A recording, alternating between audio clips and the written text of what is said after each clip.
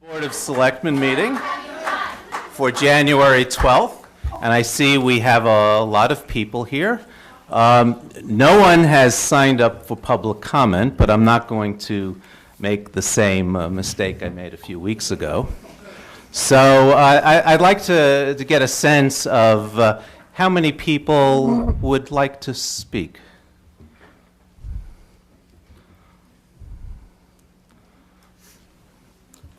I don't see anyone. Okay. So let me just then make a statement. We will then, once that statement is done, do I see someone wishing to speak? Okay. But I'll make the statement first. Okay, you can speak. Oh, wait, the statement is relevant to the issue of what have we done? Okay. And I'll set out the ground rules for speaking. It'll be the same ground rules as the public comment that normally happens when people sign up. So I'm going to here's my statement, and I'm going to apologize because I sometimes have trouble reading my own handwriting. So here we go. A tremendous amount of information and opinion has been shared with us and the community during last week's Selectmen's meeting, on social media and elsewhere, following the reports of race discrimination made by Brookline police officers Zerai Misgun and Pilot and members of the public. These comments reflect a variety of narratives, emotions, and thoughts. I caution you that the comments you heard may not always reflect the whole story, and there are always two sides or more to every story. What's your story? We have a history of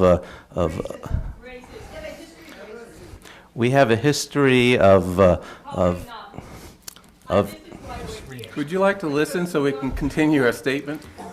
Many of the comments offered thoughtful and constructive suggestions and steps we can take as a community to move forward in a productive way. We will be considering these suggestions and others as we navigate through this together.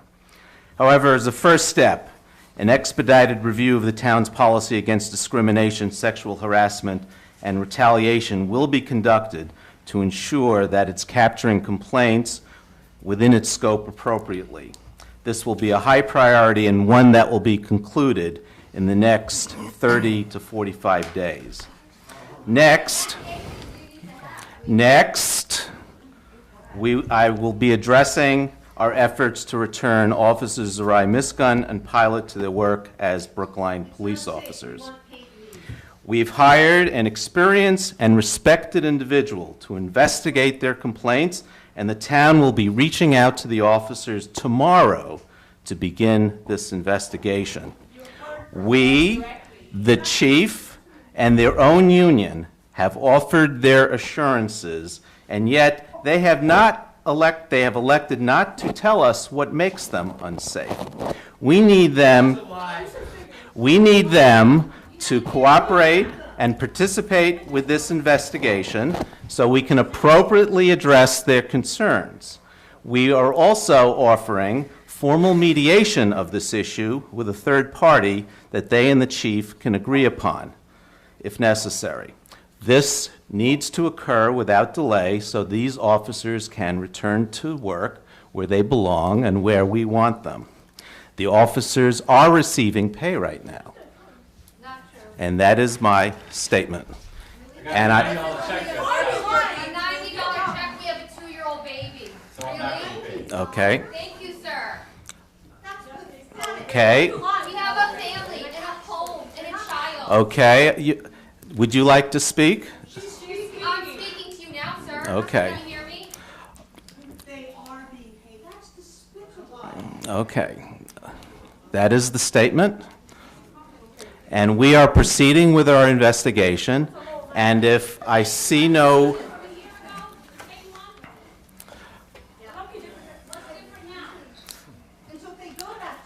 Our investigation is starting. This is not a dialogue. Every single thing that they do can be misconstrued and interpreted. Maybe we should see us in practice. You see it. Okay.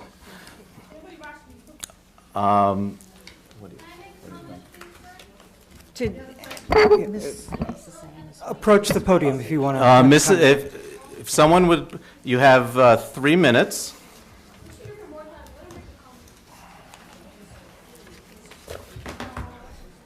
Good evening. Please identify yourself. My name is Shapong Liu. I'm a professional musician based in Jamaica Plain, and I'm here to support these 2 police officers who are very bravely risking their careers to talk about something that our whole country needs to talk about right now. And there are a lot of people in this room who waited a long time to have the chance to make themselves known to you tonight. And there's anger in the room because, you know, we thought you'd start a while ago. But no, we were noticed for 7 o'clock. So, and I thought that I had the chance to speak. Okay, I'm sorry. I'm sorry I interrupted. Remember? Okay. So I think Brookline has an opportunity to be a model for the rest of the country around this very deep, historic problem of racism, which is reflected the most dangerously when our armed law enforcement does not examine it the most deeply. The police should be the people most well-trained in understanding racism in themselves and in their communities, not the least, and certainly not the ones carrying the guns when they don't know that. And we see that all over the country right now. What's going on is a question that the whole country is grappling with. This is not just about Brookline. It's not just about Boston. And you have a chance in Brookline to make a really amazing move by giving these officers paid administrative leave, recognizing their bravery in stepping forward, and being a model for the rest of the country. So I wish you would consider that your own legacy as selectmen. Thank you.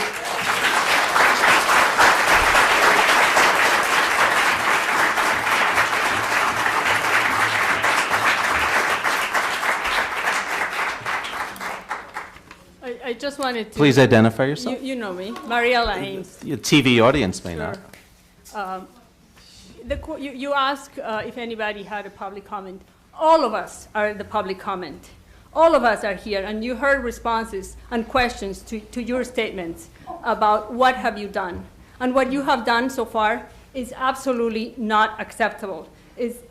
We reject the investigation of an investigation. You heard firsthand the officers speak to you of what happened. You heard not only them, but a number of people who told you that they do not feel safe, and that they do not feel safe by the police. For 2 officers from within the department to come and so courageously bring forward what is happening, telling you that they do not feel safe, and you relating and treating this like one more case of well, you know, they'll be asked tomorrow, somebody will come, and we'll have this many days to do exactly what? You have firsthand knowledge. So I do absolutely ask that you respond to what have you done. Put them on paid leave and clean house. And when I say clean house is reject racist practices and make a message, a statement by acting on it, not relying on third parties. Okay.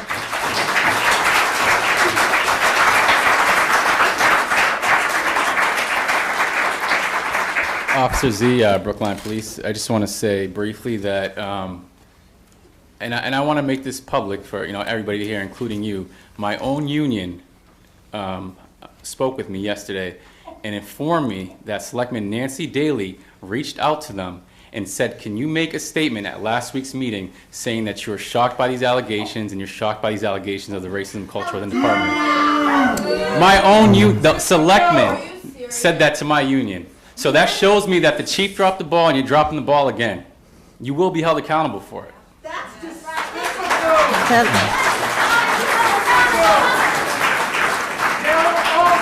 That is a mischaracter. That is not what I said.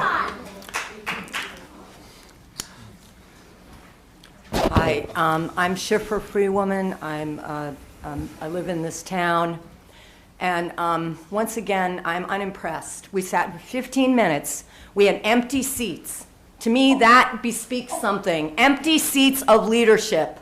Empty seats. I called the police department to tell them how I felt, that the police should be put on paid leave. And the response was, well, were you at the speak out? I said I was. Did you speak? Yes. Well, you had your chance to speak. The man did not even make the pretense of taking my comment. It was as if I had walked into his living room from off the street and told him how to raise his children. There was not even a pretense. You've heard this. I read the chief's article in the newspaper. It does not square with the reality of racism. My friends who have been made ill by racism in this town, I'm tired of it. The time is now for action, not words, not more studies and discussions that will go on forever. The time now is to act. And specifically, what do we want? What do I hear what people want? I'm speaking for myself. Paid leave. I want Mr. Alston to be paid for all the trouble that he's faced. I want an end to the police bothering, there was a young mother who was bothered by the police. I want that to stop. I want children to stop being harassed by the police. I want my friends to stop being stopped in cars because they dare to drive through this town. I want them not to come in and ask to see identification when a black man is sitting watching television in his own building. That's what I want. I mean, and I want leadership that is responsible to the public. You work for us. You work for us. The police are supposed to be public servants. Don't look at us as if we're here bothering you. You're not doing your jobs. Please do your jobs, and then you can feel good about yourselves. There's clear action that can be taken. I talk to so many people who say it's so complicated. Why is it complicated to give them paid leave? Why is it complicated that when a department head opens that you cannot hire a person of color for that department? It's simple. It just has to be done, and I don't see that there's a will to do it. But the will is here from the people. So you can either do it or we'll do it. Okay.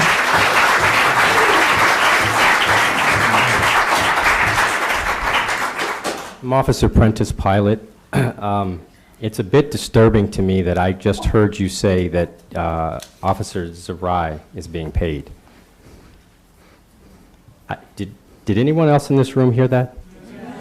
Okay, and as I said in the last meeting last week, we're expecting an investigation from you guys into these allegations, and we're supposed to buy that also. I mean, you just told the public that Officer Zarai is being paid. That's disgraceful. That's disgraceful. There's a whole lot more I'd like to say, but I can't seem to get past this non-truth that you just told to these people. That's incredible to me. So you're telling me that after, since December 7th, I'm now going to get a call from someone in the police department who's going to do an investigation, and what? And what? Yeah, I thought so. Yep. It will be someone who is respected. By whom, you? No. Chetna Nemi. I have lived in this town for 7 years, and when we were moving to Brookline, actually my husband grew up here, I am actually, honestly speaking, shocked at the amount of discrimination that has come out because of this incident. So these two officers are actually they haven't just done a favor to town of Brookline, but they have added to all that's going on in this country right now.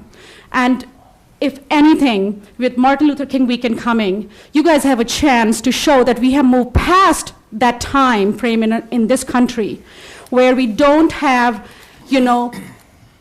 all white elected officials running and telling people what is right and what they have done is the right thing. And we will do an investigation and we'll get back to you. Those kind of words have going around for a long time, and we are all very well-educated people around here.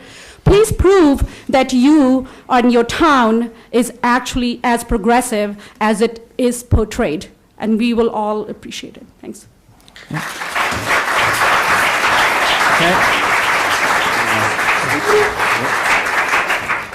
So I'm going to make a statement myself, and I'd ask that you just let me get through the entire thing, and then, of course, you can react, and I'm sure you will.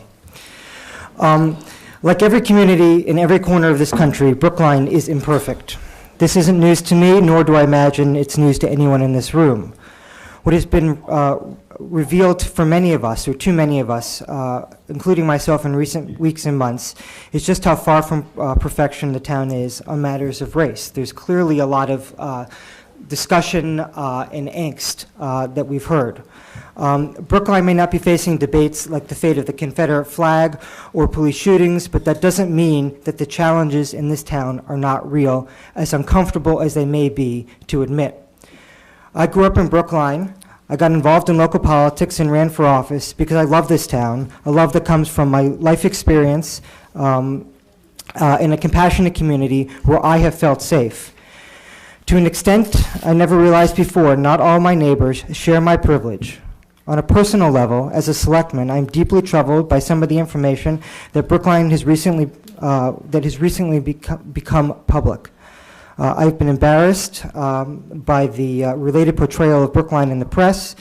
The town we have read about in the media for the past few weeks is not the town that I know, does not reflect my experiences, my values, or my beliefs, and yet I know the pain that I feel pales in comparison to the pain that we've heard from so many of you. I will not stand for the discrimination of the type that we've heard about, and I pledge to work to ensure that Brookline lives up to its self-professed ideals of compassion and equity for all.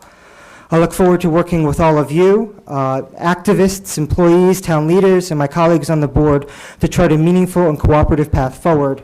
As you heard the chair say in his statement, the announcement that we made tonight is a first step, and I would expect that there will be additional measures and steps announced in the days and the weeks ahead, and I look forward to those announcements and again, pledge to work to try and improve to address some of the issues that we've heard come out over the past few weeks. Paid leave first step. Paid leave first step. Paid leave first step. Paid leave first step. Paid leave first step. Paid leave first step. Paid leave. Yes, sir. Please identify yourself. My name is Kwame Morris, 17-year resident in Brookline. I live at 270 Buckminster Road, across from the Runkle School. I'm originally from Brooklyn, New York, and I was just listening to the gentleman speak. And it reminded me of why I chose Brookline to move. My wife and I moved from New York, from Brooklyn originally. And to tell you the truth, I chose Brookline because it had a very large Jewish population. And I'll explain to you, in Brooklyn, there's a saying amongst the Jewish population that if I allow something to happen to you, then eventually it's going to happen to me. So you think in an environment like that, you're going to be safe. At its core, this problem is a couple of young men who we've all decided, even you, are fine, upstanding young men inside their occupation. They've decided in their job that their environment is abusive. What I hear from you is you telling them to go back into that environment. Now, in any other situation, this would never happen. Someone comes to you and says, a young woman, sexually I've been abused. There's going to be an investigation, but in the meantime, go back into that environment. In this case, it makes no sense to me. I know there's something that I'm not hearing. There's something you're not allowed to say, you're being sued, I don't know what. This is wrong, though. They've explained to you that the environment is unsafe. You don't know it for a fact? Okay, you're investigating it, okay. In the meantime, how are they not paid?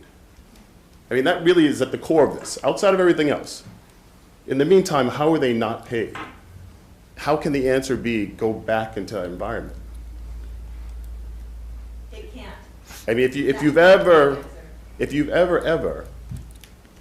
realized any type of true discrimination in your lives, you know that's wrong. Forget everything else. That is wrong. So I'm hoping that this is all wrong. Somehow there's something I don't grasp, and that you're all going to come and reach that conclusion. If you don't, we've got to find a way to force you to. I don't understand it. My neighbors don't understand it. I told them I'm coming here. They don't know what's going on. But at some point, it's going to reach everyone. It is happening. This is wrong. So I'm hoping you guys will realize that and do something. Because if you don't, we're going to have to do something. So we need the officers to cooperate and participate with our proceedings so we can determine what is going on and follow due process. And this is a nation of laws that we need to follow. Ms. Ames, you have spoken already. I'm going to ask a question directly of The police union and wanted them to come make a statement. Is that Okay. law? Is that proper procedure? Is that how things should be done? Is that appropriate? That is a mischaracterization of. Okay. Fine. So I have a question for you in front of the community. And I ask you to take a vote right now, and everyone vote for paid leave or not. We're not taking a vote. It's not on the agenda. It's not on the agenda. So, and if, So, and I'm Mrs. going Miller, to, you vote no. I'm Mr. going Franco, to- you vote yes or no? I'm going to bring this to Mr. a close, Wyszynski. and I'm going to move on to the vote next yes or agenda. no? I see Mr. Conquest would like to speak, Ms. Bailey, 15 minutes. and then that will be the end of our public comment Mr. period. Green, yes or no? No, you're out of order. Please sit down. Thank you. Arthur Conquest, 115 Tappan Street.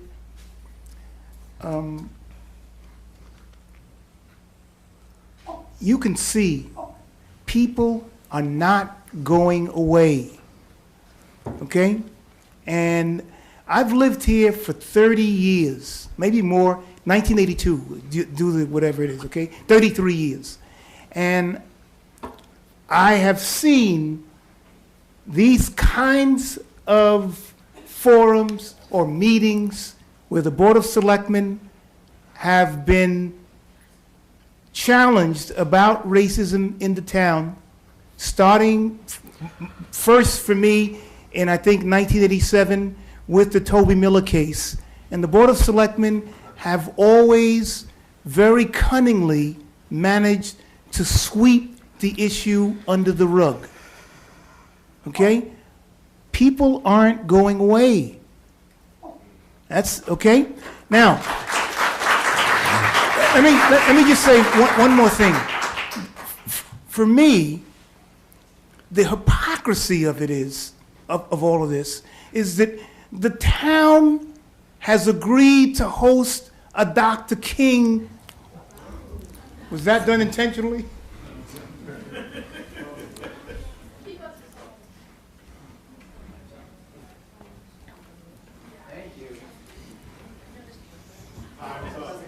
Oh, somebody must be. Somebody's leaning against the lights in the back. Okay, I don't need lights. But the town has assumed the responsibility for hosting a Dr. King holiday, which is coming up next week. I think it's this coming Sunday. Monday.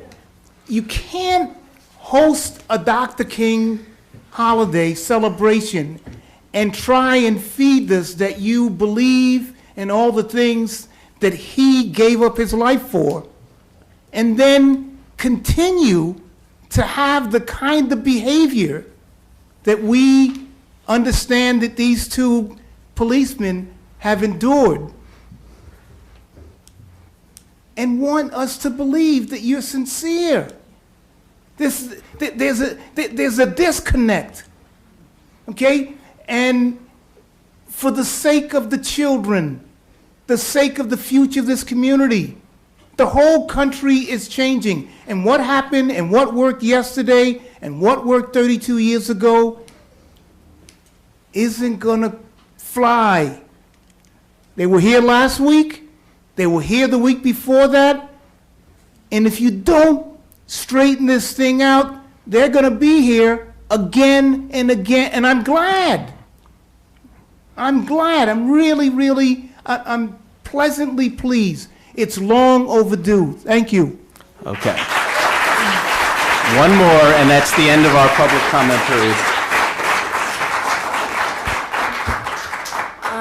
Hi, my name's Aniza Pennick, and I'll just keep this short, but I lived in Brookline my whole life, and I've always dealt with racism in this town, and I mean, nothing's ever been done about it, and just today, what I'm seeing is that you guys don't really care.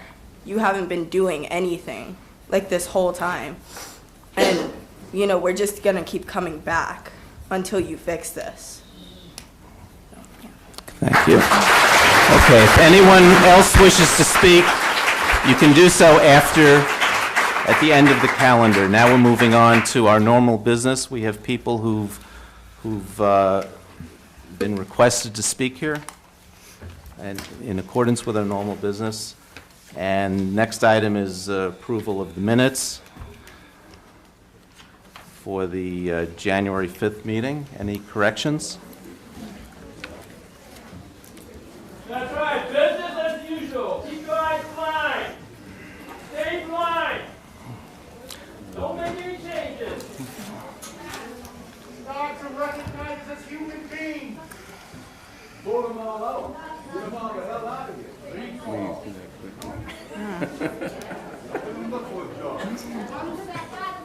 What's the impeachment process?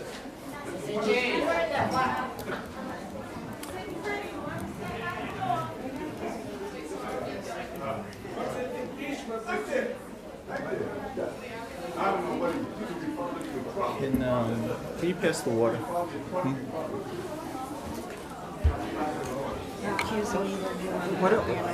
Why don't we keep going?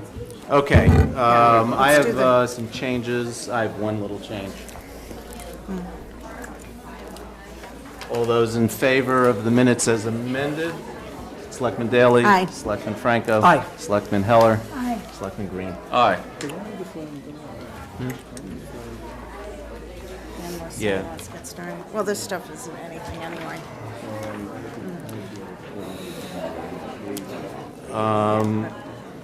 Does anybody have announcements about town events or their activities over the past Well, week? I think Bernard wants to wait until it's a little Yeah. quieter to Yeah, make his let's- announcement, so. Why don't we, we'll keep going. Okay, the next item is, I'll make the announcement. no, why don't you? Question of accepting a rebate in the amount of $62.50 from National Grid for energy efficient programs. Is anyone speaking to that? Yeah, I thought Mr. Ditto was here, but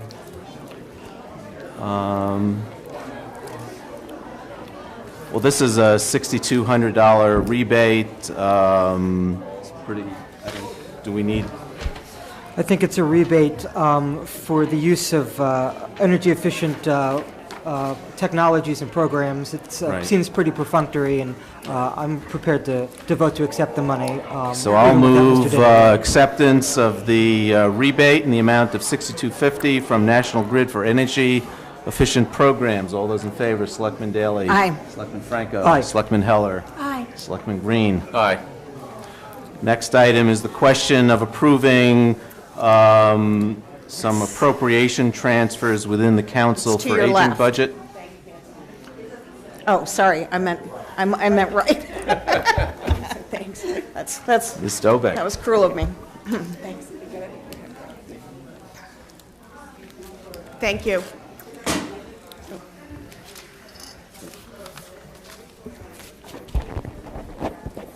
Good evening. Ruth Ann Dobeck, Director of the Brookline Council on Aging.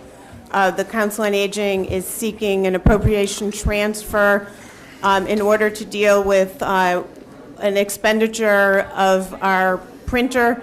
Our hardest working printer is 14 years of age, and it gave up this year, and that was not something that we expected.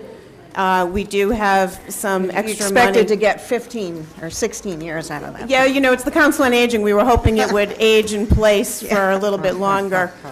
In addition, there has been some extra need for both copying paper and toner in the office supplies.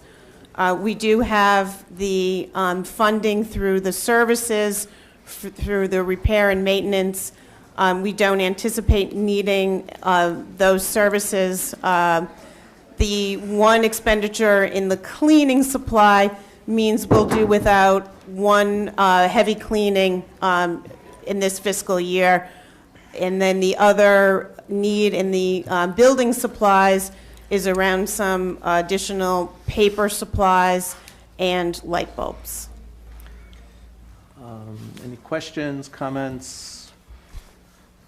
Therefore, I'll move that we move $720 from office equipment to building maintenance supplies, that we move $163 from office equipment rental sales to office supplies, that we move $83 from copy service contract to office supplies, that we move $980 from parking rent lease to office supplies, and move $1,351 from building clean services to office supplies. All those in favor? Selectman Daley? Aye. Selectman Franco? Aye. Selectman Heller? Aye. Selectman Green? Aye.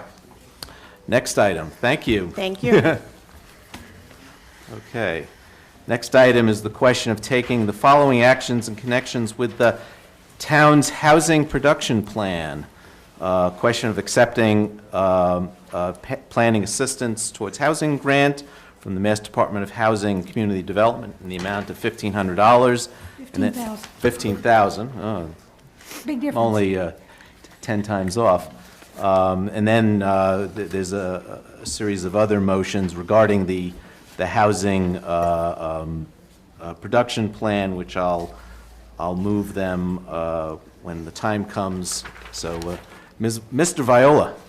Good evening. Joe Viola, Assistant Director for Community Planning. With regard to the housing production plan agenda item, I think as the Selectmen will recall that members of the Housing Advisory Board and Planning Board were before you this past July for an update concerning Article 17 from the May annual town meeting.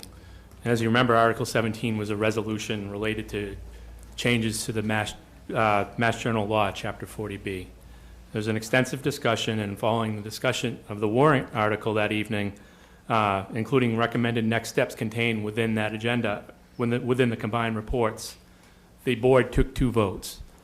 The first vote you took was to authorize the planning department to actually apply for the PATH grant, and the second vote you took was to instruct the planning department to work on an RFP to move forward with the housing production plan process.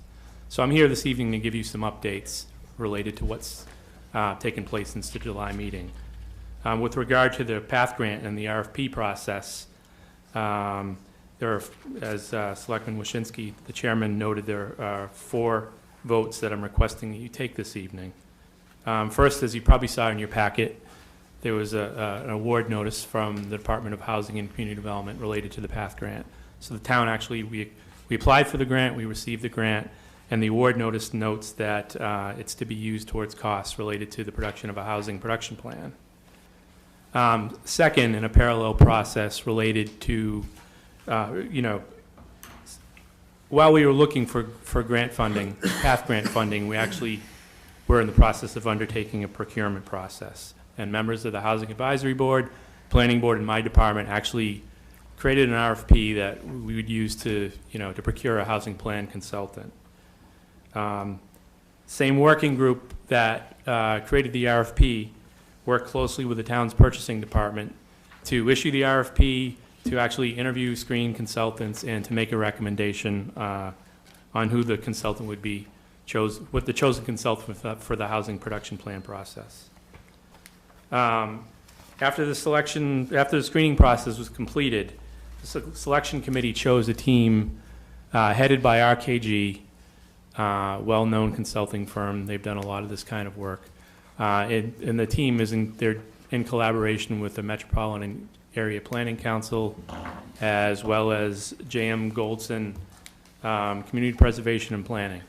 So that was our selection committee's recommendation as to who the housing production plan consultant should be. Following the consultant selection process, and actually after learning about our successful grant application for PATH funds, the Housing Advisory Board, and I should point out that Roger Blood is here behind me this evening. As my memo to the board highlights, they have voted that a recommendation that the Selectmen accept the PATH grant application, and that the board also approve the use of $19,500 in Brookline Housing Trust to fully fund $34,500 to cover the consulting costs related to RKG's proposal. So with the consultant selection process completed, with the PATH grant in hand, and in consideration of the HAB's recommendations, again, I'm asking the board to take 4 votes this evening. One is to accept the PATH grant. One is to take the Housing Advisory Board recommendations into consideration with respect to Brookline Housing Trust. And I'm also looking for the board to approve and authorize the chairman to execute contracts on behalf of the town with RKG, our chosen housing production plan consultant, and with the State Department of Housing and Community Development related to PATH grant. So assuming affirmative vote, it's our intention to move forward underway with our consultant on our work plan. So tell us just a little what a housing production plan will do for us. Well, a housing production plan has 3 components. I think, as we talked about during the July 14th meeting, part of it is a housing needs assessment. Part of it is to look at housing objectives. What kind of housing do we need? Who would we be serving? And part of it is, the third part of it is an implementation strategy to actually create units. So ideally, creating the plan and getting it accepted by the state is the first step in, in the event that we can meet the plan production goals stated in the plan, we can actually control our destiny. So this has an effect on our 40B posture.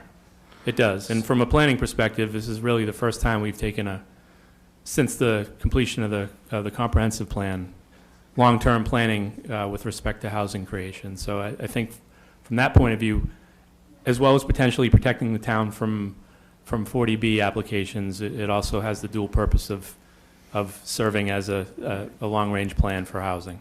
Right. And another piece of it is we need to identify specific parcels which might, where we might place affordable housing. Exactly. Right. Okay. Among other strategies. Right. Questions, comments? So file this question under no good deed goes unpunished, but I'm wondering what the timeline for action is under this housing production plan. When do we expect to have a document in hand that we can kick around and potentially put into force? I believe 22 weeks from commencement. Okay. So hopefully by this summer we'll have something. The final step of this process is coming to the board. The board and the Board of Selectmen and the Planning Board actually have to approve this plan to be submitted to the state. We're hoping by summer that will happen and we'll be before you. So it looks like there's in number, or letter E, excuse me, of the scope? Of the scope, and it says June 30th, 2016. So that's when we're going to have something in hand that we can react to? Yes. Yeah, okay. Any other questions, comments? Ready for motions? So I'll move that we accept the planning assistance towards housing PATH grant from the Massachusetts Department of Housing and Community Development in the amount of $15,000. I'll also move that we approve the housing Advisory Board's recommendation to commit an additional $19,500 from the Brookline Housing Trust to fund a total balance of $34,500 for the provision of specified consulting services related to the production of the housing production plan. Can I do these omnibus? As far as Yeah, I'm okay. concerned, you can. They Okay. appear on the agenda. I think you could just. Okay, so I'll also move that we approve and authorize the chairman to execute a contract with the Massachusetts Department of Housing and Community Development for planning assistance toward housing path grant funds to be used for the creation of a housing production plan. And I'll also move that we approve and authorize the chairman to execute a consultant agreement with RKG Associates, Inc., in collaboration with the Metropolitan Area Planning Council and J.M. Goldson for the provision of specified consulting services related to the production of a housing production plan. So this is 4 motions rolled into one omnibus vote. All those in favor, Selectman Daley? Aye. Selectman Franco? Aye. Selectman Heller? Aye. Selectman Green? Aye. And the chair votes aye. Great. Thank you. Thank you very much. And the next item is a question of accepting a rebate from Eversource Energy in the amount of $91,970.50 relative to energy savings for retrofitting the existing high-pressure sodium and mercury vapor street light fixtures with LED fixtures. Mr. Ditto. Good evening. This is our first request for reimbursement from Eversource, as you rightfully said, for transition into the LED fixtures. We have approximately 3,600 streetlights in the town. And with this rebate, we asked for a rebate on 804 of those lights. So that's just a little bit less than 25% of what we will get in total when we finish this project. Talked to Mr. Johnson today, whose crews are replacing the street lights, and he says he's actually installed about 1,700 as of today. So probably in the next month or two, we'll be looking for another rebate, which will be about 50% of the total rebate coming our way. The way that this rebate is calculated is that we take the wattage of the fixture that we took down, and from that we subtract the wattage that we're putting up. So for instance, we may have a lamp out in the street that's 150 watts, and we'll be replacing it with a 50-watt fixture, so the difference is 100-watt savings.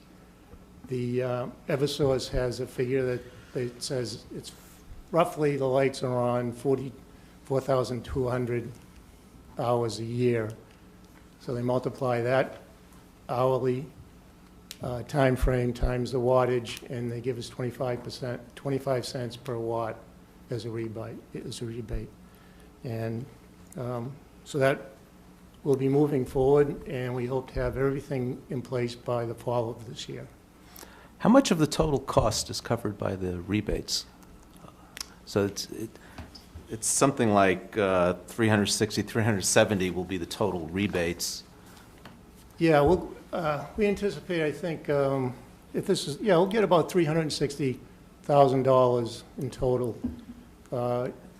And these fixtures, I think, ran us, I want to say, a little less than $1 million maybe total. So about a third, roughly. Yeah.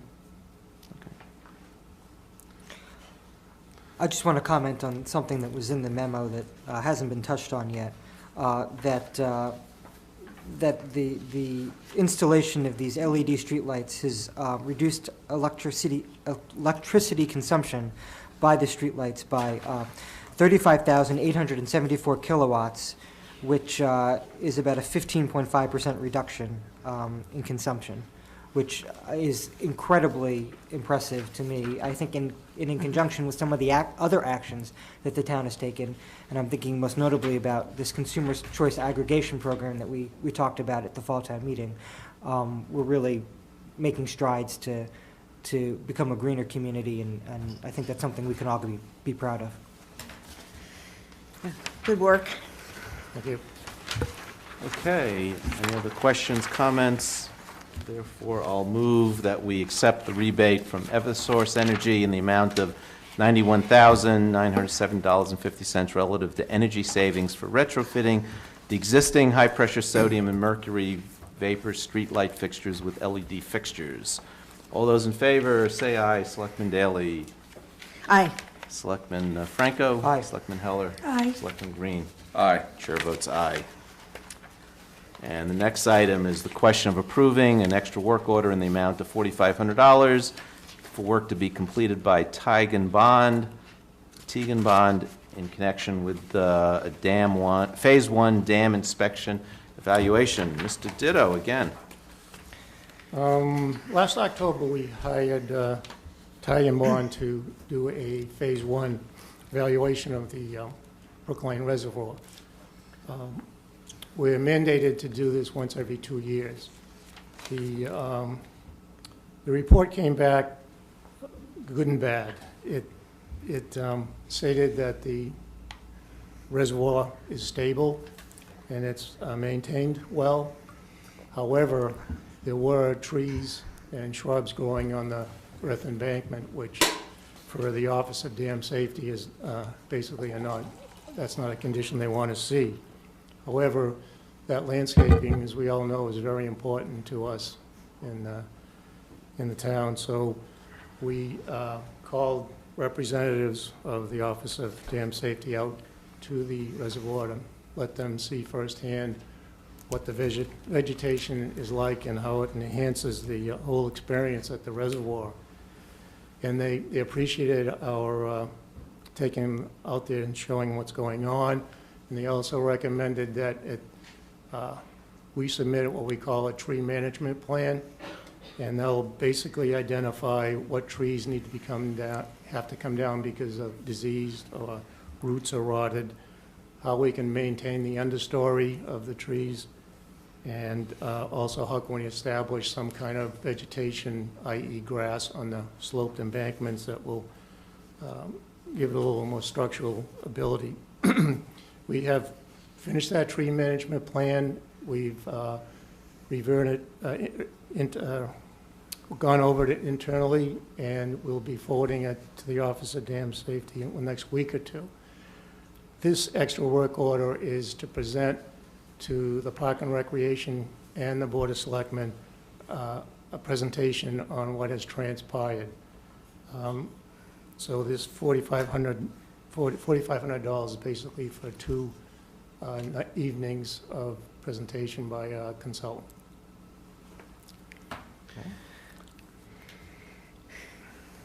I just want to thank you, Peter. I know you must have worked really hard to get them to come around, because the first, I think we were all horrified when we heard the initial cut all those beautiful trees down around the reservoir. So thank you for sticking with it and get working out a plan with them that we could all live with.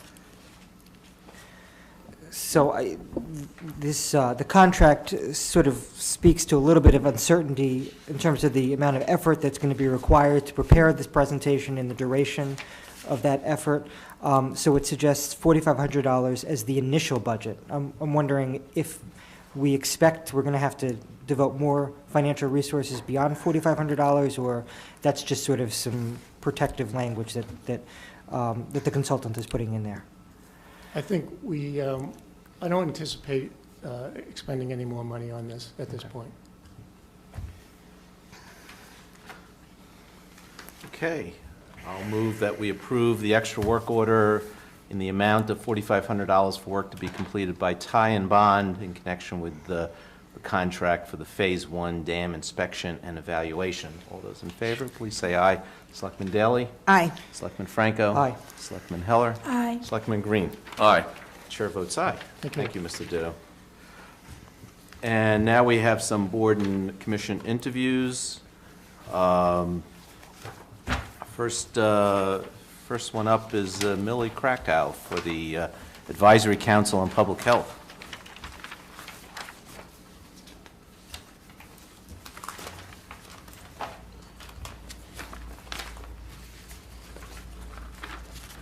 Hi. Hi. Well, why don't you tell us about yourself and what draws you to the Advisory Council on Public Health? Okay.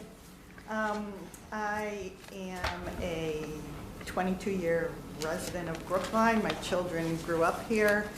I have been on the advisory councils of public health, so I am coming for a reappointment. Yes, okay, I'm sorry. That's fine. And for my day job, I work at Advocates for Human Potential in Sudbury, which is a health and behavioral health consulting firm. I'm the director of new business and proposal management, which means that I oversee all of our governmental proposals that we submit on a range of topic areas, many of which are public health related. Substance abuse, criminal justice, homelessness, pregnant and postpartum women, housing, those kinds of things. So what have been some of the issues that the council's been dealing with that you're interested in, and where do you want to see it go? And what kinds of things have been driving you to want to re-up? I really like the way that the council is structured, because we function as an advisory council, but we're also paired with a staff person within the department. So my connection is with Lynn Karsten in Community Health. And so each of us is paired with someone. So we're able to report back to the advisory council monthly about what's going on within the specific sub-areas of the health department, and then also broadly as a group address any broader issues that are impacting the health department, the town, et cetera. As you well know, we spent a lot of time this past year addressing the issue of the marijuana dispensary, which I'm really interested in given my background in substance abuse. And we've also, one of the things that really, I've always, my whole professional career, I've had a background in substance abuse and done work in it. And I think that's a critical issue for the health department and for the town right now, given the opioid problem that this nation is facing. And in fact, at 9 o'clock, I heard that Obama is going to kick off or earmark or talk about $500 million that he's earmarking for MAT programs, medically assisted treatment programs. So I hope we can all get out of here in time to be home to see that. But I think it really speaks to, and even though I believe Alan Balsam told me there has only been one transport or death relating to opiate addiction in town this year. And I shouldn't say only one is too many. But I think as we see opiate addiction hitting the entire nation, we're going to see more and more of it in all cities and towns across this state and across the nation. And I think it's something that the health department and the town is going to need to be addressing. In terms of the community health issues that I work on with Lynn, that's sort of the flip side of taking a very proactive approach to helping people keep healthy through Public Health Week, through the Walk to School Day, through Brookline on the Move, through Brookline Climate Action Week. And all of those, I think, are equally important in promoting health and healthy communities. Any questions, comments from fellow board members?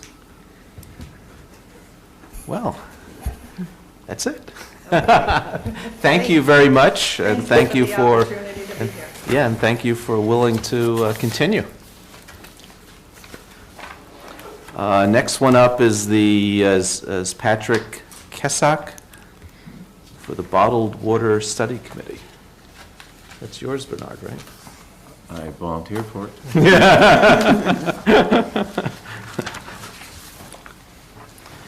Ms. Kesak, welcome. Why don't you tell us about yourself? My name is Patrick Kesak. I'm originally from the Philadelphia area. I came up to Brookline, the Brookline area for the first time in 2009 when I enrolled at Boston College. I graduated from BC in 2013, and now I'm at Boston College Law School. I've lived actually in Brookline for the past 3 years since I graduated in 2013. And I really love the area. I've always wanted to get involved in Brookline local government. I saw this opening was available in the Brookline tab and got very excited about it and decided to apply. So what draws you to this issue? This issue specifically, my hometown just outside of Philadelphia is called Hatboro, and it's one of the biggest Superfund sites on the East Coast. We had a very bad history with riveting factories in the late 1800s, early 1900s, and now a lot of leftover pollution from those riveting factories has seeped into the groundwater and has gotten into the wells that serve our community in Hatboro. And I've noticed from that really that pollution begat another kind of pollution, and bottled water is huge in the Philadelphia area, especially in my hometown of Hatboro. And I always grew up drinking bottled water because, frankly, our water tasted like metal all of the time. When I first came up here to Boston College, there were a lot of clubs and a lot of organizations dedicated to conservation. The first time that we even got on campus, we were given aluminum water bottles, which I know have gotten enormous now, but then I'd never seen in my life before. And it was a huge transformation from seeing students coming in and buying smart water every day at the dining hall to having their own conservative water bottles and carrying them around with them all day. I think we are lucky that we get to live in a community that does have good water, and that you can drink the water out of the tap and it tastes good, and you can make tap water available at restaurants and businesses in Brookline. And I think that the committee has already done a great job, and the town has already done a great job of putting some regulations forward, trying to get all the restaurants and all the businesses to provide tap water and preventing bottled water from being bought by public funds. But I think that there are a lot of other things a lot of other places we can go. I think that I can provide the perspective of a growing graduate student, young professional population in Brookline. And I would be glad to dedicate myself to learning more about the cause. Having lived in Philadelphia myself, I know exactly what you're talking about with the water supply. The city itself gets its water from either the Delaware River or the Schuylkill River, whereas we were very fortunate back in the early part of the 20th century to set up a reservoir system with the crown jewel, the Quabbin, and that's where our water comes from. Any questions? I also was raised in Philadelphia, and I went to Boston College Law School, so he has my vote. One day you could be sitting here too. Tomorrow? No, I think your presentation sounds very good. You seem to be very focused on identifying some of the issues that the town needs to address to take advantage of the fact that because of MWRA and the reservoirs that we have as our sources of water, we have an opportunity to drink water that's not going to hurt us. So I volunteered to the chairman to work with this committee to address the issue of what do we do about bottled water here in town. I'd like to, the idea of just banning, I guess I'm not really opposed to, but there are a lot of things that we can do to make bottled water sort of unnecessary in most cases here in town. For example, making available drinkable water in a fairly widespread basis, and that makes, of course, makes the possibility of giving up bottled water, which people like my wife and kids just use way too much, a feasible alternative. So I'm very happy that you're applying for this committee. Thank you. It sounds like you already know a lot about the issue. Well, I have to say one thing that really thrills me is your youth, because I think that it's so important to have young people, and that you're inheriting this planet, and we on the board are trying to do what we can to make it a better planet environmentally, But ultimately, you're the ones who are going to have to live with it and clean up the messes. So we hope, I'm thrilled that you're getting involved in this and that you're interested, because I think it's so important going forward that we have young people like you, well-educated, who are conversant with the issue, to weigh in on this one, and as well, I hope other ones that because there are so many environmental issues and climate action issues that we face. So thank you for stepping forward. Thank you very much. I'll join Selectman Heller in thanking you for stepping forward and for being a youthful person, a young person who steps forward. It's nice to have some company. I just... I feel that way too. You're getting older by the minute. I am. Yeah. I'm certainly feeling older by the minute. I just want to make sure you sort of go in eyes wide open and you feel like you have the time to meet probably once a month in the evenings, and it's not going to overburden your rigorous 2L schedule. You're not a 1L, so life has gotten a little bit better, but you still got a lot of stuff on your plate, and your day job, being a student, I think should take precedent. We don't want you to flunk out of law school because you're serving on the bottled water committee. So just be sort of think about your time and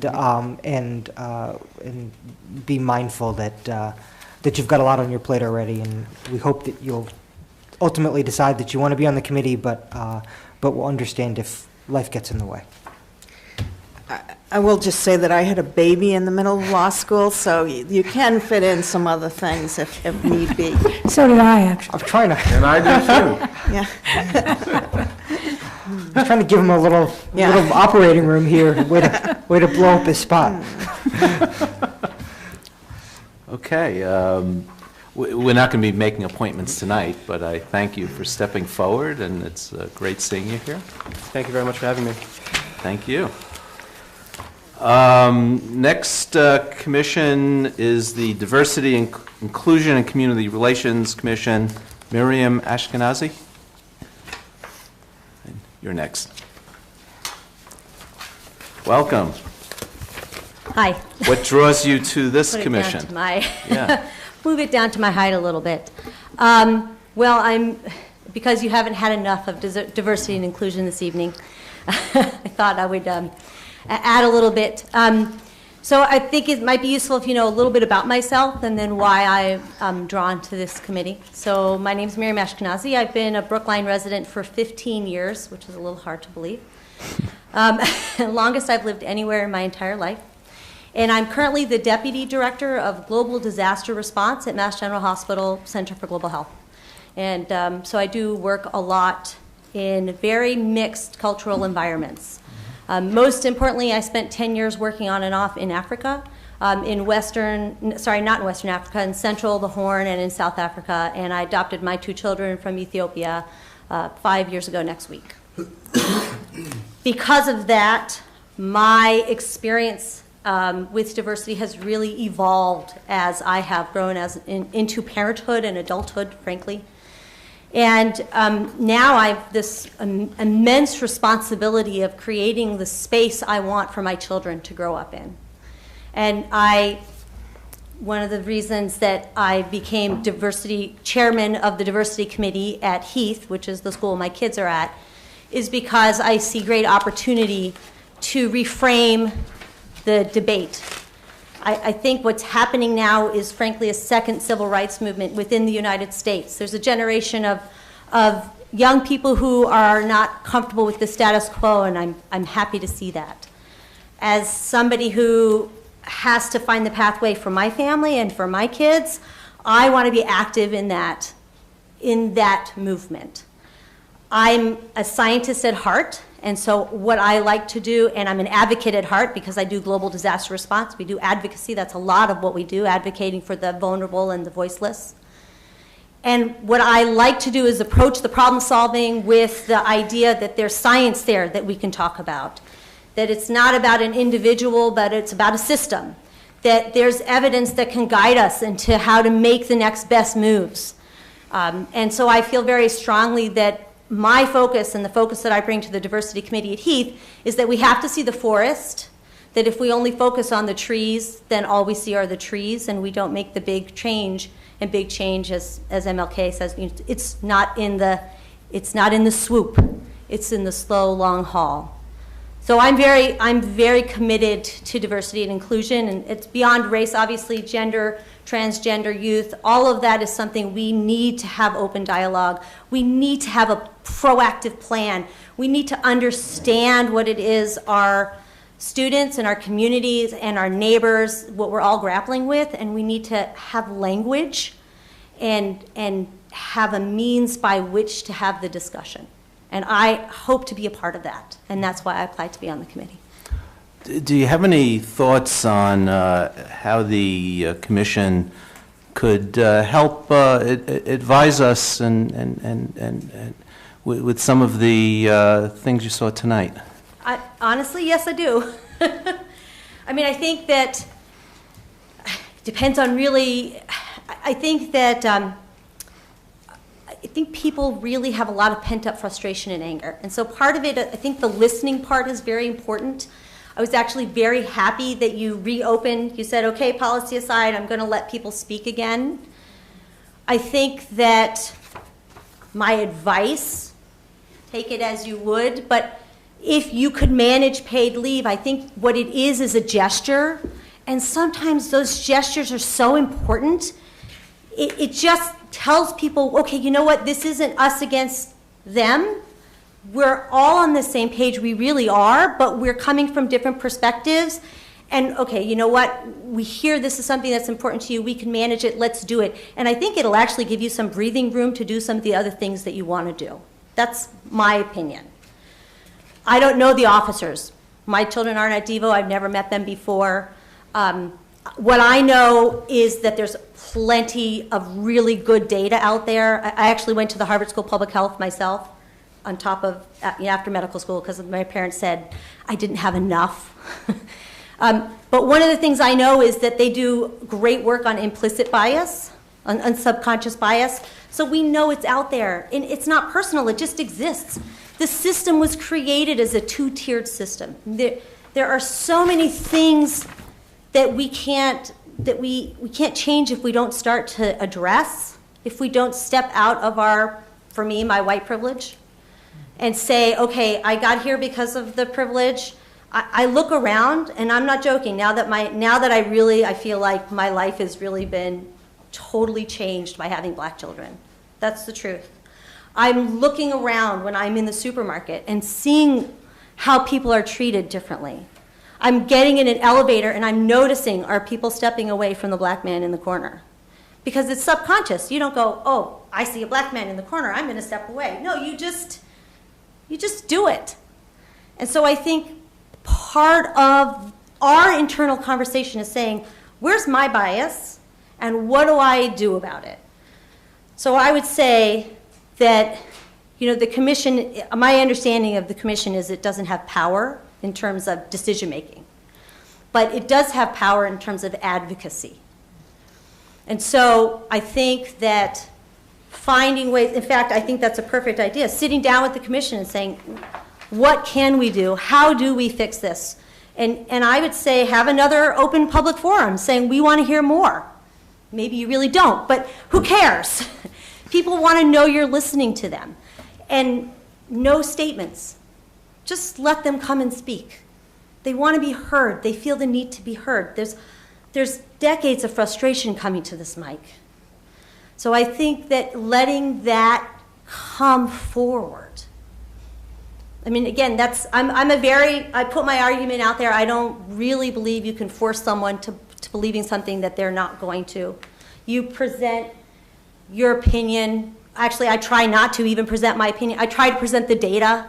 I say there's a lot of work out here on how to deal with subconscious bias. There's a lot of work out there on how to deal with, with moving forward with race. The speaker who's coming, I don't know anything about her, but the two papers that she actually produced I think are excellent. And one of them is on white fragility, which is a very big issue. This idea that you have your space and you don't want anyone to tramp on it. Well, hell, yeah, who would? I mean, I think that's very natural. So then how do you engage those people in conversation that's productive? And I think if you start pointing fingers, I think if you start saying you're a racist, all that happens is people shut down. Nobody wants to be accused of being a racist, right? It's just, it ends all productive discourse. And I'd rather say, let's have some productive discourse. But that means I need to know you're ready and willing to listen, and know that I'm ready and willing to listen.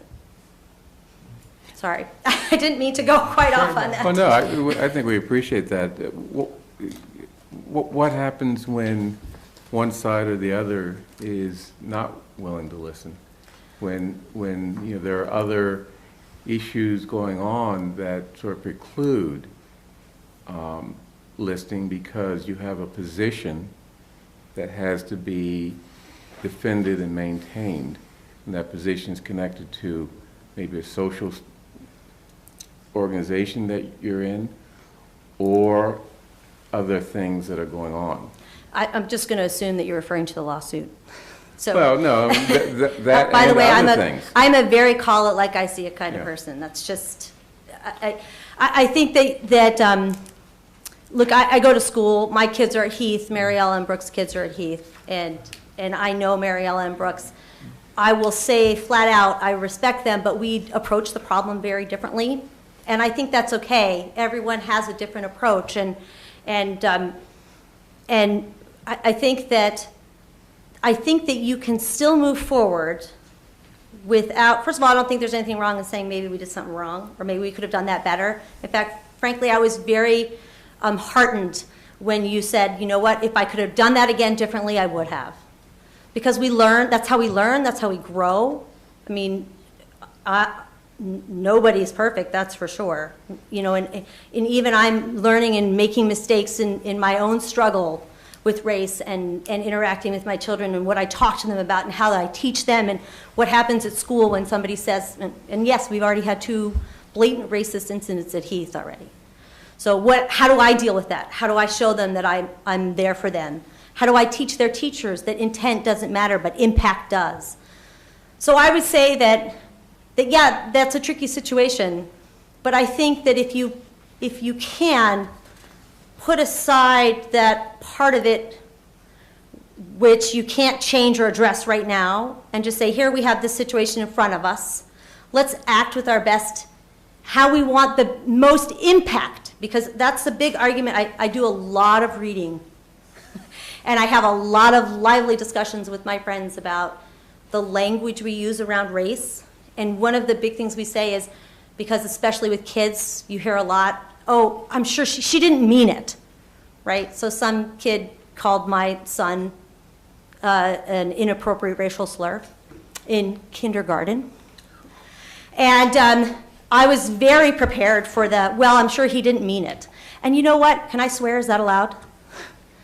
Who the fuck cares if he meant it? He said that awful thing to my son. No. I mean, that's my son, and the impact is terrible, right? The impact is very powerful. And so what matters is the impact. And so I think if we step back and say, okay, intent aside, what's the impact?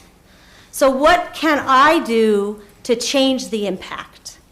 And I think there are things that you can do as select people to have impact without necessarily compromising other positions that you might be in. And even just having another, listen, we hear you. We hear there's an issue, and we want to hear more about it. So we're going to have another open meeting. Please come and sign up.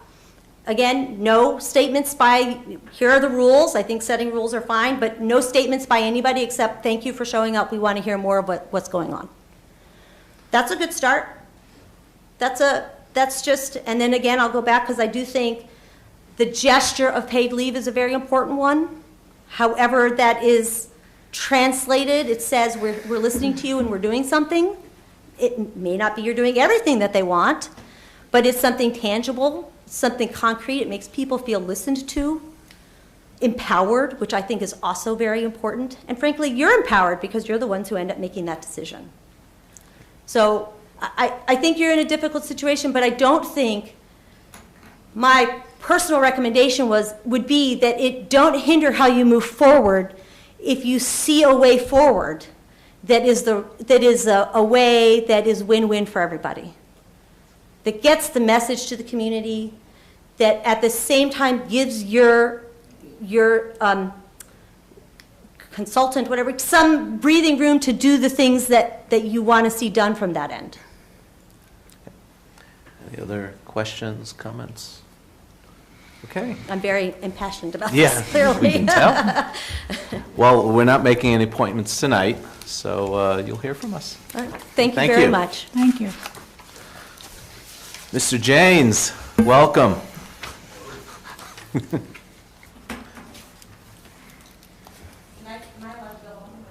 By all means. Ladies and gentlemen. I like your hair. Thank you. It's, least you have matches hair. matches my daughter's. One's all red, the other's purple and blue. Well, tell us about yourself and what draws you to this commission. I'm the father of four. We lived in Brookline since 2001. I've had one child graduate high school. I have 2 girls in the high school and a 7-year-old at Devotion still. We've always been very involved in our community, in the school. The Devotion does a carnival, and every year we're at it, volunteering. I also coach girls softball in the summer. When my son played football, I coached the Pop Warner. I just try to be very involved in everything that my children do. Part of this is my children are mixed. My wife is Black, Chinese, and Native American. So kind of our own United Nations at home. So we've seen all sides of this. We've seen people look funny because we are a mixed couple. We've seen people happy that we're a mixed couple. It goes either way, and wherever you go, there's always going to be somebody that doesn't like you, or like what you're about, or like what you're doing. So you can't please everybody all the time, so you just try to please some people some of the time. That being said, I'm an active member in the STEPS program, Steps to Success. I sit on the parent council, my wife sits on the board. Very big promoters of that. It's helped a lot of kids find college that wouldn't necessarily have made it there. This year, we've really talked about community, my wife and I. We live on Egmont Street in Brookline housing. And I've really come to feel that the thing that's lacking everywhere, everybody talks about community, we have a great community, Brookline's a great community, but there's no community, because community is family. And when you can't call your neighbor because you see their kid doing something without arguing with the neighbor, that my child wouldn't do that. When I was a child, if I did something wrong, my parents knew before I got home. You know, it was a phone call, or the parent would yell out the window and go, "Hey, what are you doing? Stop." And this day and age, everybody's so disconnected. You know, they're truly apartments because everybody's apart. Everyone wants their space and wants to be quiet. What we've done, 4th of July, I did between 2 of our buildings a community cookout for the 4th of July. And it worked well. People that had never talked, never met, you know, everybody came out. We set up standard rules. Everybody brings a dish and $5 per person, per adult. And it covered all the other costs. And people came. We had a great time. People that never spoken or just the hi and the bye walking through the courtyard stayed until 9:30 at night and just enjoyed family. Recently, the week before Christmas, we put together a community dinner with the help of the Brookline Food Pantry. They provided a bunch of pasta and sauce, and I cooked, and my wife cooked, and our neighbor cooked, and we opened up a meal for 436 people. And we had a good turnout. We had a bunch of people show up, and what was left over, we brought down to the local firehouses to let them know that we actually care and we appreciate them. I think it's important that we build community back and family gets reestablished, because with that comes, everything else will fall into place. You know, there's always going to be racism. There's always going to be somebody that doesn't like somebody because of whether it be their skin color, their attitude, or their ethnicity, or their religion. It's always going to be somebody somewhere. But when you have a solid community and a family, it doesn't matter because it's everybody together. So because of my involvement in STEPS, it's a very diverse program, it's a very diverse neighborhood that I live in. From Ireland to Ethiopia, I mean, it's those are the tenants that live there. And I felt it was important that we've been discussing the diversifying the staff at Brookline High School because, you know, it's tough to learn Chinese from a white teacher.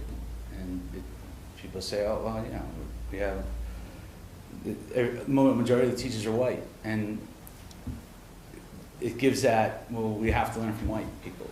They don't, because I'd rather learn Chinese from a Chinese lady or a man. It just kind of flows. You get a better pick of the dialect and the experience that person has. And so in that we've discussed, you don't just want to hire minority teachers, you want to hire the best person for the job, which can also be a minority teacher. So it's not just the fact of making sure we diversify, but it's making sure we have the best candidates. And that's an important thing, as my children are still, 2 of them are in the high school and one's coming through the rest of the way. So that's where this all actually came up, was actually at a parent council meeting for STEPS. Nadia Chamberlain asked if I would be interested, and so here I am.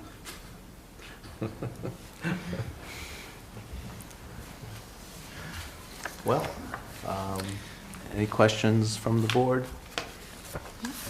Okay, I think we'll be making appointments in the coming weeks. Excellent. And thank you for your interest, and thank you for very much. coming and sticking through it. Thank you.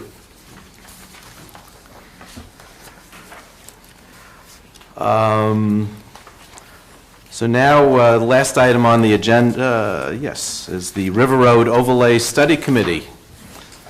Mr. Martineau, are you going to tell us a little about it?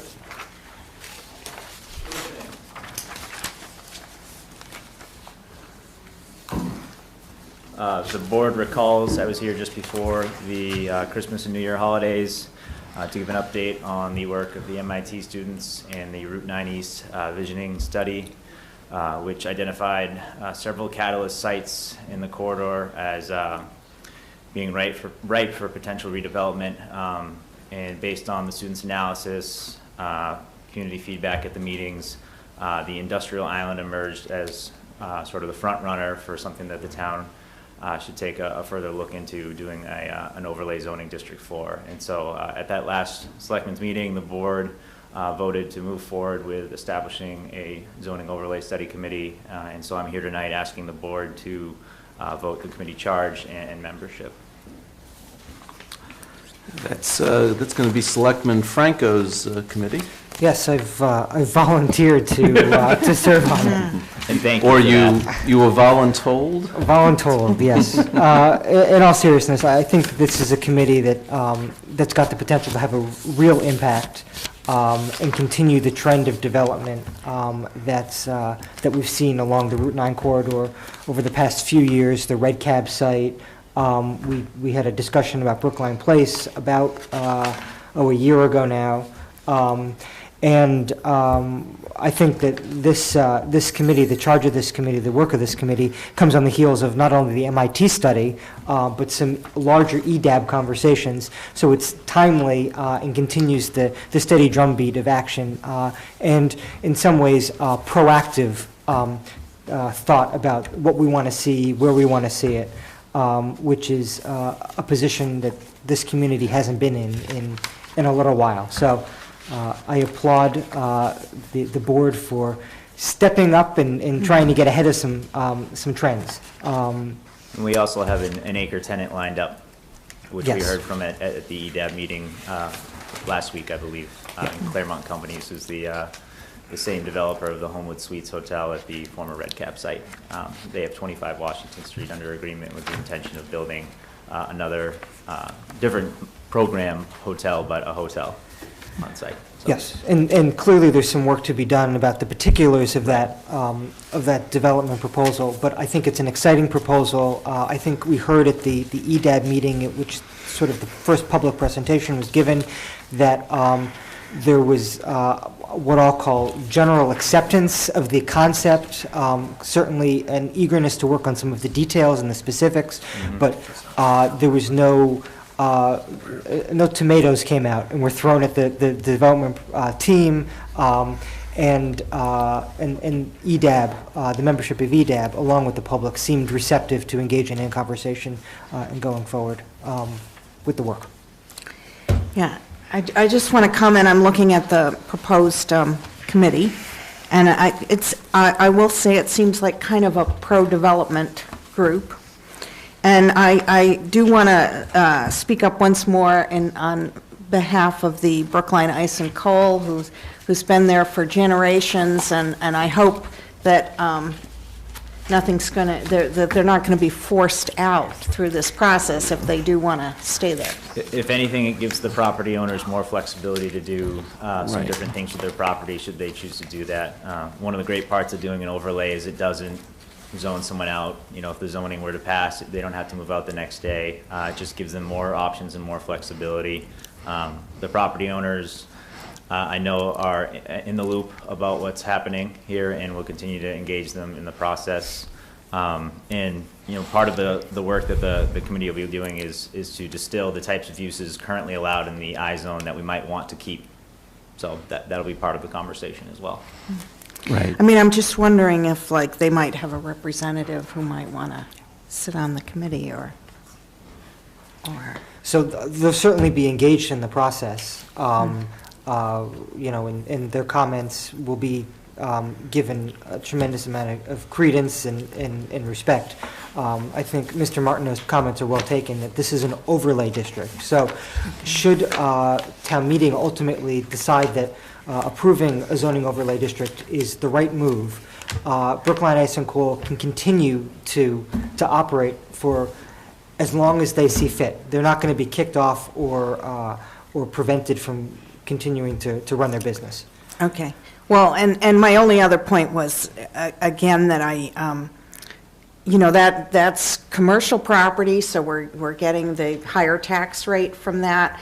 And I would hate to see it all turn into more housing, from which we get a lower rate of tax and send a lot more kids to the schools. So those comments, and I hear what you're saying, those comments about housing as opposed to other uses, other permitted uses, have been made on the town meeting listserv. They've been made to me in casual conversations. And I will commit to you that we will have a conversation. The committee will have a conversation and give thought to what an appropriate use is. I hear that you and a lot of other people in town, several other people in town, have some concerns about housing. I think it would be premature for me or anybody else to declare at this point that housing is going to be a forbidden use. I want to go through a public process. I want to hear what people have to say and explore the issue of housing versus office space versus any other permitted use from all angles, and come up with a well thought out and a comprehensive proposal.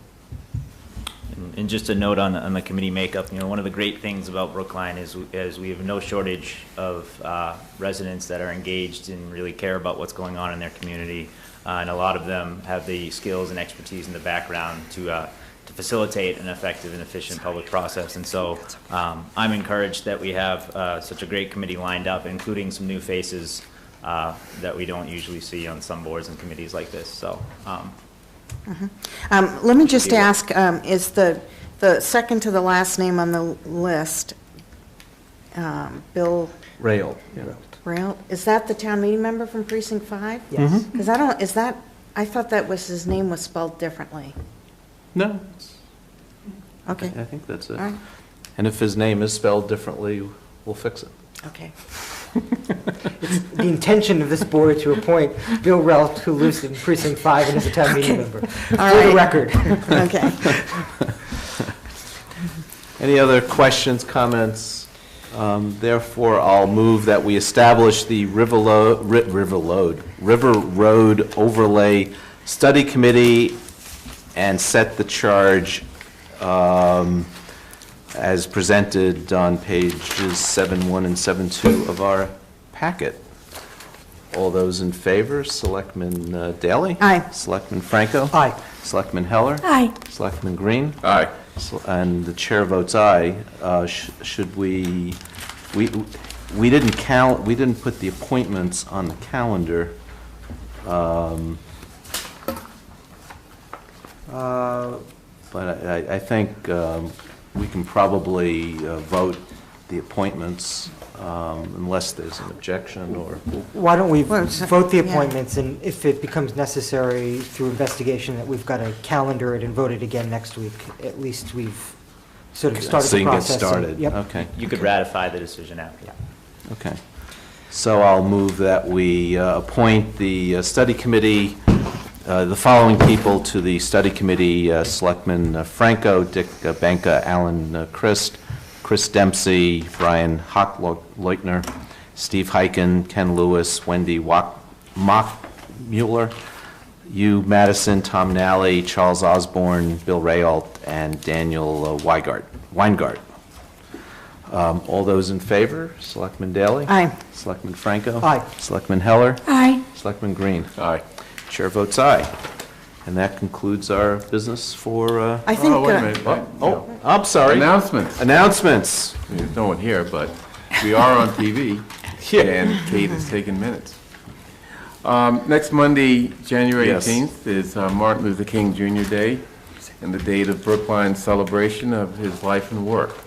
It should be an exciting, maybe too exciting, event at the Coolidge Theater. We have posters all around town, including one over there on the board, on the event. And this year's event's going to be a little different from prior year's events. It's going to include a service component starting at 1 p.m. We'll have 2 projects that residents can participate in. We encourage people to donate food for the Brookline Food Pantry at the Arcade Building beginning at 1 p.m. And also at the same time, we have been working with an organization called More Than Words. It's a nonprofit social enterprise that empowers youth who are in the foster care system, who are court-involved, homeless, or out of school, to take charge of their lives by taking charge of a business. And what we're asking residents to do, or people to do, is to donate used books, CDs, DVRs, and video games. They take them all, they use them in their cafe and bookstore, and help these kids really, pull together their life skills and prepare to go out in the world. At 3 p.m., we'll start going into the Coolidge Corner Theater for the celebration. And I'm pretty excited about the speaker this year. It's someone I know very well, Northeastern University Law School professor Susan Mays Rothstein, who actually grew up in Brookline, went to Brookline schools, as did her husband. She's the director of the what's called the Legal Skills and Social Context Social Justice Program at the law school, and is also board president of the our Restorative Justice, a juvenile court diversion program. She is an exciting person. She's a great speaker, and this is going to be a great program that has some audience interaction, which we will have a little control over, but still audience interaction, which should be very exciting. In addition to the high school singing groups that have performed in the past, this year we're also adding poetry to the mix, including our poet laureate. You remember that guy, Jan Schreiber? He's going to participate and read some poems. And we'll have a poetry slam with a Brookline High School student. We'll also sneak in poetry elsewhere. So people can go to the website or web page at Brookline's website for more information under the MLK Celebration Committee webpage. Okay, thank you, Selectman Green. This should be a very Can I ask, are you going to be taping this? Yes, it'll be taped by BIG. Great. Brooklyn. Yeah, Brookline unfortunately, Interactive. I'll not be able to be there. I have a family event, but I would like to be able to see I'll be them. there. Okay, that concludes our business. Can I just sorry. mention, because we've been asked to sign a resolution honoring Ellen Schimmelman, who is a longtime resident of Brookline and founder and director of the Cross Cultural Collaborative, which promotes cultural exchange and understanding through the arts. And I guess she's been at work with Ghanaian artists for many years. So doing very good work, and we were going to be signing a resolution in her honor. I just wanted to mention the name. Okay. Okay, so I think we're done for tonight, and we're adjourned.